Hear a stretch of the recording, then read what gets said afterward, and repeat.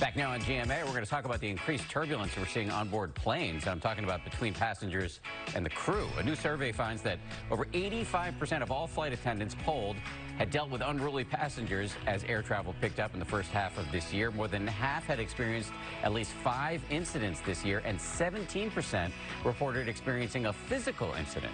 Joining us this morning is the president of the Association of Flight Attendants, Sara Nelson. Sara, good morning to you. So those numbers are really jarring. Thank you for coming on. Those numbers are really jarring, as I was saying. So in your view, does this represent a significant increase? And if so, why? What's going on?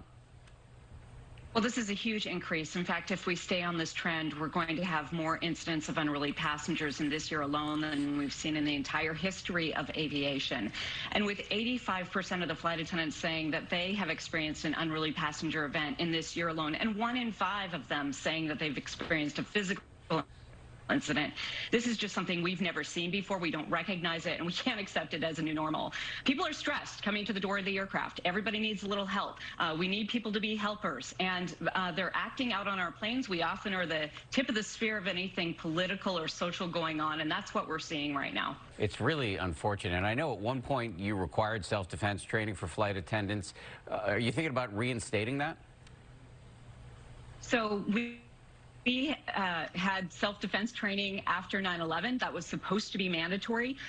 Airlines lobbied to not have that cost, and so it became a voluntary program, which we have continued to support over the years. We believe it should be mandatory because you need that muscle memory of the repeat training in order to respond in a crisis. And this is a great class. I've taken it. It really helps you understand how to stand, how to protect yourself, and how to deal with these things. And unfortunately, that's where we are. Flight attendants are having to take self-defense training to defend themselves in the air because this has become so common. It's a relatively small number of passengers, Dan, but they're creating an atmosphere that is increasingly hostile for the crew and the other passengers on board. Yeah, it's unacceptable. I really just have a few seconds here, so a short answer if you can. Should we ban alcohol on flights?